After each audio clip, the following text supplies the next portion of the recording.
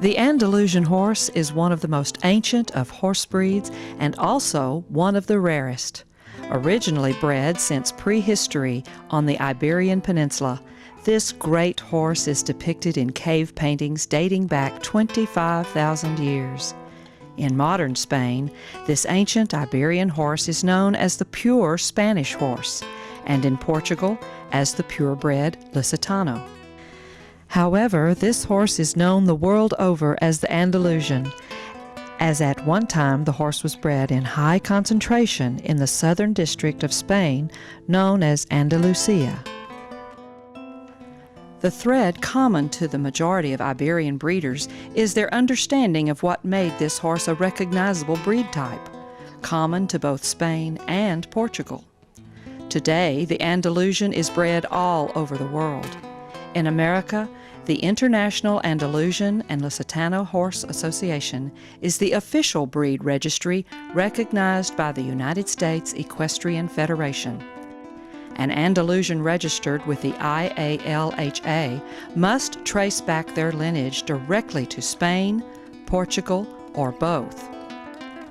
Today, Andalusians are competing and winning in international competition as dressage, show jumping, and driving horses. As one of the world's first purebred horses, the Andalusian crosses well with all modern breeds. The IALHA maintains the registry for half Andalusian horses. A registered half Andalusian must have one purebred Andalusian parent, and the other parent can be of any breed or origin.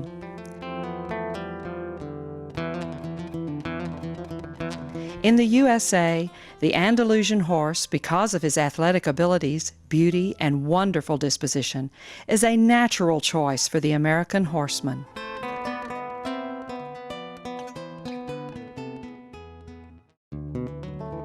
Andalusian horses are unique and versatile performance horses with exceptionally strong bones, legs set well under the body that aids them in their instant maneuverability and flexibility, good slope to the shoulder, deep heart girth, round, powerful haunches, and gaits that are smooth without sacrificing agility and strength.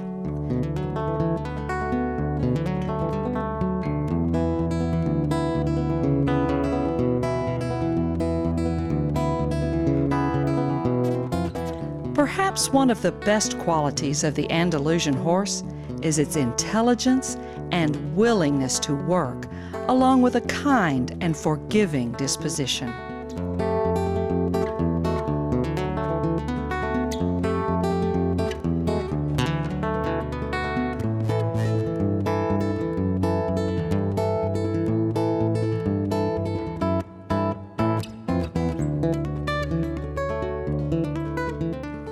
The breed specifications for the Andalusian horse in America were written to encompass both the Spanish and Portuguese standards.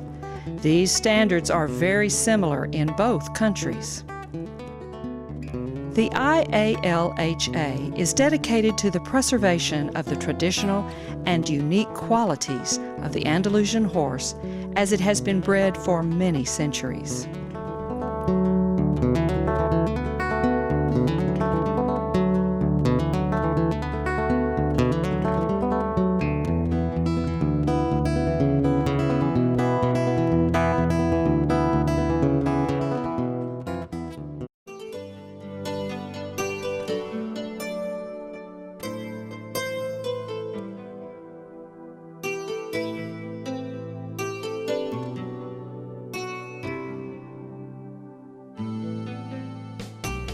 Type is the sum total of those essential breed characteristics that make a breed of horse unique and instantly recognizable.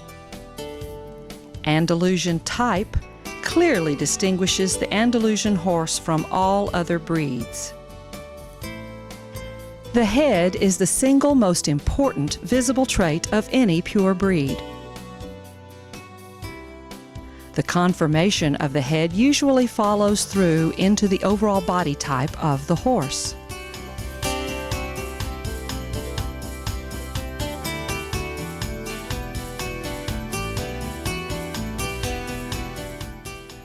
Horses with concave head characteristics usually have a straighter and lighter body type. Horses with round or convex head characteristics will usually have a round or convex body type.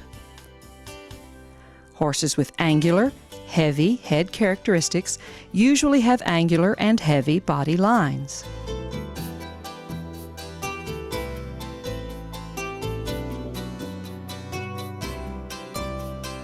Form produces function. So, an Arabian horse, with its concave head characteristics that follows through with a straighter and lighter body, tends to produce a long, low way of going. This type of horse is designed to go very long distances with a minimal amount of effort. A draft horse's body type, with its steep angles, was designed to pull loads requiring strength, but not speed and agility. Andalusians, with their round head characteristics that follow through into a round or convex body type, results in producing round movement. This horse is capable of coiling his back and loins to reach under himself with such power that it elevates and lightens the front end. History tells us that Andalusian horses and Arabian horses evolved as war horses. So why are they so different?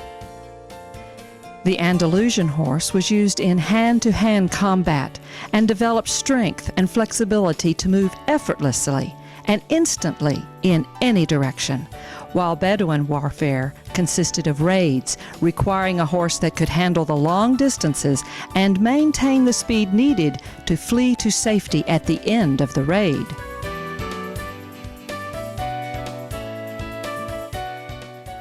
The first impression of an Andalusian, from the profile of the head to the croup and the style of the movement, is round. This basic form is what gives the Andalusian horse the physical capabilities that are unique to the breed. Superior collection and agility with power and control.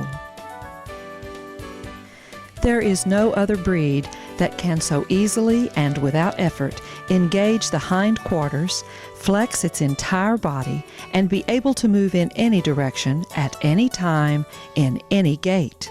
These horses not only excel in these capabilities, but also have the mental attitude that allows them to turn on in a heartbeat, and also to do the reverse, turn off in a heartbeat.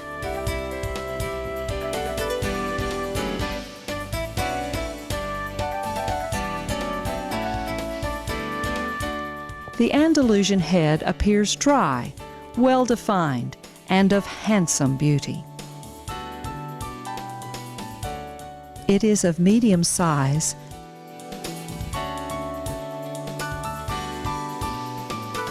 semi-convex or straight in profile, with the frontal bone always slightly in front of the arch of the eyebrow in profile and slightly in front of the nostrils. The general shape of the head is rectangular with a long jaw that is not overly pronounced. The ears are attached slightly lower on the sides of the head than on other breeds. Mares sometimes have longer ears. The eyes should be alive and alert, triangular in outline with soft orbital arches. This shape gives the appearance of a permanently raised eyebrow. The mouth is of medium length, and the upper lip seems a little longer than the lower lip, finely chiseled and mobile.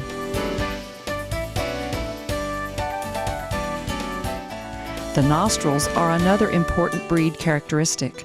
Unlike other breeds, which have round nostrils, the Andalusian has elongated nostrils with a tendency to form a parallel line with the profile of the muzzle. The neck should be of medium length. One of the contributing factors that gives the Andalusian horse its unique round appearance is that the neck achieves its characteristic arch by the processes of the third and fourth vertebrae, which make the arch more accentuated towards the middle part of the neck.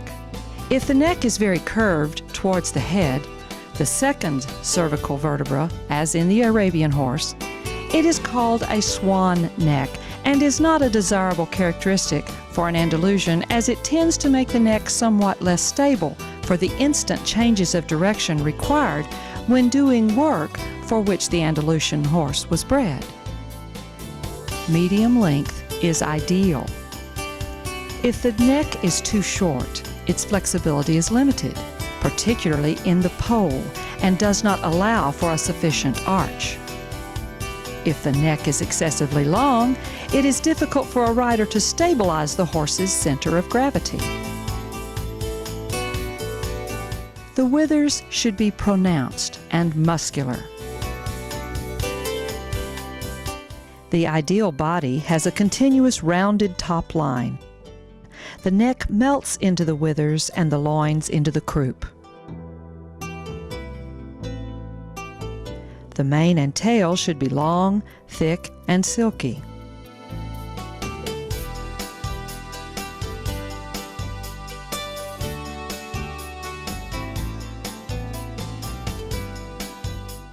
The true arm.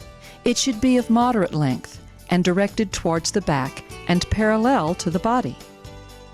This length and direction is what gives the impression that the forearm starts further back and makes the chest so prominent in appearance.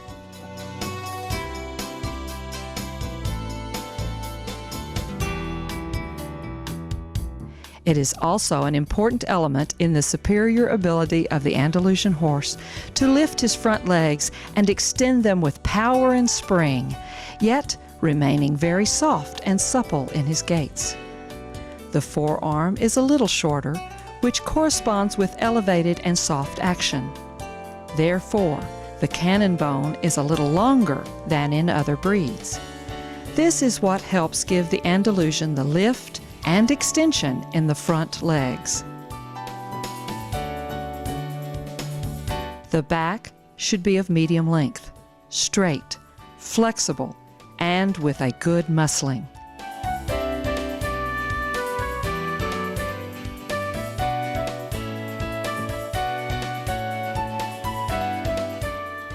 The hind leg should have a long thigh with a stifle somewhat low and with good angles. This enables a strong coiling of the hindquarter that helps produce very powerful suspension.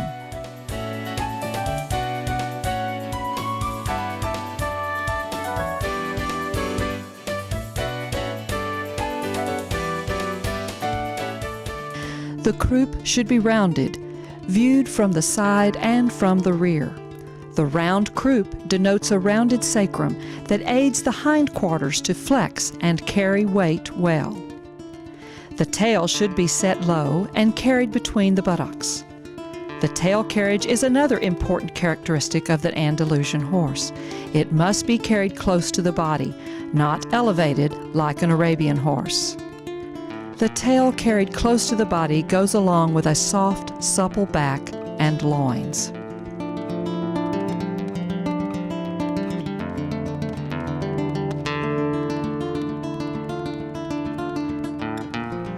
Movement. We know that the Andalusian was developed as a war horse. A war horse's primary gait was the canter or gallop. In battle, the Andalusian needed to be collected with the forehand light and the hind legs well underneath itself. Its joints had to be flexed and ready for action, its back slightly arched upward, storing a tremendous burst of power for that instant use. It was required to leap and dodge and spin and charge, constantly moving.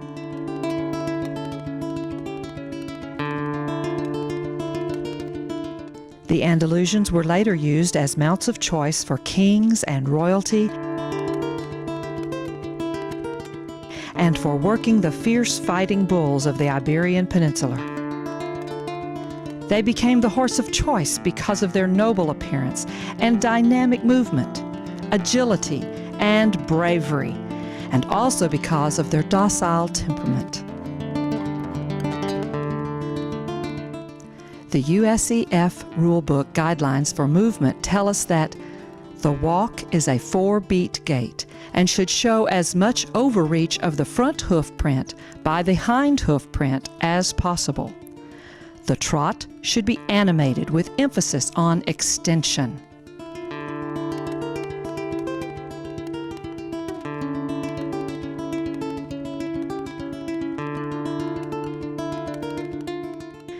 The important thing to keep in mind when looking at movement is that the gait must be round, in balance, with rhythm and cadence. The movement must originate from the hindquarters. It is not how much elevation the horse exhibits, but that they move in total balance and with correctness of gait.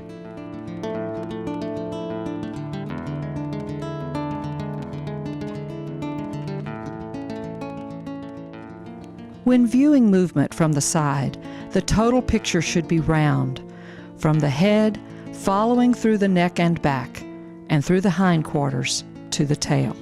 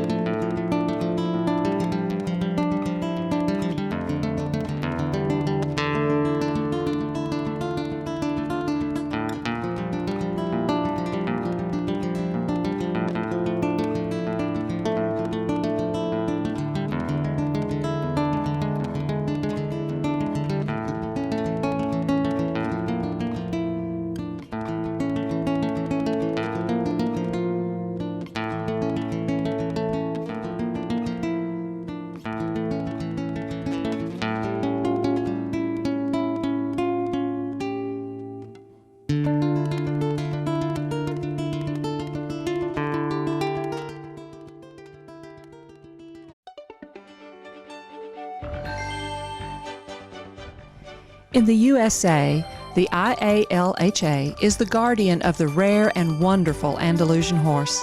This guardianship requires us to understand the type, conformation, and disposition of the breed as it has been handed down to us from generations of development. There are many breeds in the world, each with its own slightly different conformation. The broad spectrum of saddle horse conformation is bounded by the Arabian horse on one end and the Andalusian horse on the other end. Every breed in between is a blending of these two conformation types. Upon careful examination of Andalusian type, conformation, and disposition, it becomes clear that they must be strictly adhered to in order to preserve the Andalusian horse for generations of horsemen to come.